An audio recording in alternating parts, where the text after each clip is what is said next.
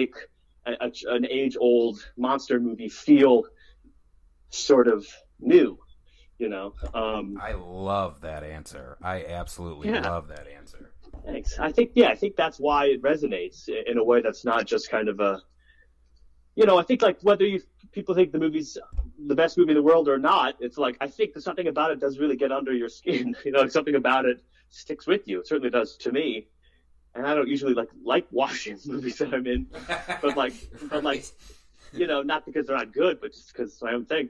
But it's like, there's something about it that gets in, like Jim's character, John in the film. There is something just so kind of human and relatable in the aspect of substance abuse, being, that, so like being, I think the exact sort of terminology, but there's a sort of analogy of like the werewolf in certain like circles of substance abuse survivors, people in recovery being like, the werewolf is the thing that's always inside of you lurking. And it's like, how do you kind of keep it at bay? So that was kind of a double entendre with, the whole film and the title in a way of just like that sort of wolf that's inside you, that's always creeping in the back of your mind. Yeah, and that's a fantasy, just an absolutely fascinating aspect, because when he was, I listened to one of the interviews he had done, and what Will had just said is kind of comparing it to, if you struggle with alcoholism. One of the things that Jim said was, if you're only an alcoholic 1-2 days out of the year, and then there are 29 other days you are normal, it's almost an exploration of what does the individual need to do after those 2 days, which I thought was just, like you said, a double entendre that's just, it so works in this, because there was parts in this where I'm like, Jim's the fucking werewolf. This whole time, Jim may be the werewolf. Like briefly, I love that. Like Jim. I've heard that before too. Like when he drinks so much and he shatters his oven, that's where I was thinking like, oh, maybe he's trying to put himself out of commission so he doesn't turn into the werewolf. And then of course we see the guy in the meth RV or whatever that is shooting up, and there's a fire that may or may not have an individual in it. I'm like, okay, well maybe Jim is not the killer. So we are big horror fans, and by we I mean me. I am fucking talent producer, whatever the fuck on this show. But I do have to ask, you being the werewolf aside, because if I say who's your favorite werewolf, you're gonna be like, well, fucking me, Sean. So what. Up until this, just because I'm a nerd and I have to know, what is one of your favorites or a couple of your favorites werewolf films and or transformations of all time? This is always a heavily debated thing on the interwebs, right? So you might want to choose your word carefully and just be like, everyone, everything. Yes. Wow. Well, to be completely honest, I'm kind of racking my brain to think of a werewolf movie that I really know well. I don't think I've seen really any werewolf movies. I don't believe that. Honest. You've seen American Werewolf in London, right? I actually haven't. All right, folks. Well, we've had another great edition here at Ellis Cinema. No, I'm just kidding with you. Well, no, most of the time people the answer that I get most often would be American Werewolf in London, The Howling in terms of transformation. The Howling as a story is a little odd. John Landis knows what the hell he's doing, but there's so many, and I just, I asked that question on the off chance that you're like, dude, Benicio del Toro's Wolfman. Yeah. Ginger Snaps. Yeah. Okay, that's a great one. That is an absolute great one. Seen. Yeah, I saw that when I was a teenager. Ginger Snaps. That's my answer. But I love the idea of just transformation, though, because I think when I think of horror films, always the one that just leaps to my mind is just like, just my absolute favorite is 28 Days Later. Love it. Absolutely love it. we were kind of having a debate. A friend of mine and I, a couple days ago, they were watching 28 Weeks Later, which I don't think I haven't actually seen it, but we're talking about what do you call these things? And what I love about it is that, like, it's another example of it being, of a horror film kind of being rooted in that truth and a reality. Like, what if there was, they're not flesh-eating zombies who are undead, you got to cut their heads off, but they're just like people who are just infected with this horrible sort of, it's rabies.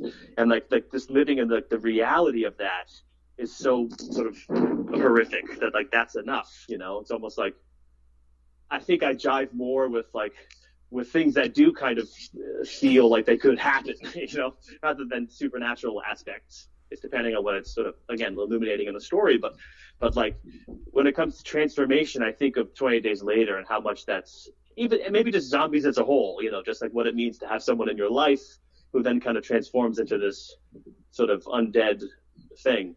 I agree with you for sure. I think now having said that, my two favorite, I mean, I love all films for the most part, and I love a lot of zombie films, but if you had to ask me, gun to my head, what are a couple of my favorites, unquestionably, it would be 28 Days Later and Train to Busan, and I think a lot of that is because of how human those pictures are in comparison to, say, even Night of the Living Dead is a little odd at times. Not that, I guess I should say the OG is definitely more realistic, but once we get into Snyder's Dawn of the Dead, I think we kind of we're going a little nuts with the Hollywood. So yeah, no, I agree. 28 Days Later is easily, and Danny Boyle, just a master filmmaker. Yes. So, that's just... it still doesn't get any easier to watch Trainspotting for me, and it just never does. So. Oh yeah, that's a horror movie. That's my favorite horror movie. It really is. I joke with people all the time, like they're always just like, "What's the scariest movie you watched this year?" And I never give them like the answers that they want to. In fact, last year somebody asked me, "What was the scariest movie you watched?" And I said, "A Marriage Story with Adam Driver and ScarJo," because that shit fucked me up, that's dude. Terrifying. Yeah. That was so tough to watch for me. That is the most scared I've been in years, I tell you, Will. Years. Yeah. I watched Sideways the other day, and that's another tough one. So scared. I never laughed so hard and then dreaded it at the same time. So while I got you here, and we're in closing, because I did want to talk about it, because I saw that you were promoting it and posting it, and I will not be the guy that glosses over it. And in fact, once I found out that it's streaming on an app that I have, I'm kind of fucking pissed that I didn't watch it beforehand, and we could have just turned this into an extravaganza. But are you able to tell us a little bit about Beast? And was that your brother, father, cousin, somebody who wrote and directed that? Yeah. So Beast is a feature film that played at Sundance in 2020 that is based on a short. So in 2017, my brother Danny, who's a writer-director, and I wrote a short film called Krista. And we made that. We found this incredible young actress named Shirley Chen. And we did this awesome short film. Or we tried to make it awesome. And we did some festivals with it and kind of worked our butts off. And then that sort of got some attention to the festival circuit. And then my brother Danny was like, I wanted to extrapolate it into a feature. So we wrote a feature screenplay. And we went to Georgia, Peachtree City, Georgia, where we grew up, and we shot the feature version of it, which is called Beast, in the summer of 2018. And then 2 years later, we were at Sundance with it in 2020, and then we're about to do the festivals circuit, and then that got swept under the rug. And really? Why is that? What happened? Yeah, we just didn't feel like going. We were just like this bullshit. All these festivals are bullshit. Yeah, we all just smoked a cigarette and we're like, fuck this. Fuck you. Fuck everything. Yeah, let's just get out of here. But yeah, that is, and it's actually having a select cities theatrical release, and starting in LA this Friday on the 30th. It's playing in Alamo Draft Houses around the country and some Lemley theaters, and will be available to stream on May 4th, so very soon. So yeah, it's like it's a triptych tale of three young people in this southern town, kind of falling in love for the first time and sort of falling into petty crime, and there's some gun violence, and it's kind of these three sort of, Gen Zers colliding with each other in the backdrop of this small town. And the film was before we made the feature, we got sort of a call from Alec Baldwin's producing partner, Casey Bader, and the two of them were like, "We loved your short. We're interested in sort of collaborating in the future." So they kind of jumped on board for the feature film, and as executive producers with their production company, Persona Entertainment. So they kind of have been supporting the film as well, and came out to Sundance with us, and have been just great sort of trumpeteers of the project. And it's almost been 3 years since we shot it. We're finally able to show it to people, outside of the insular sort of film sort of community.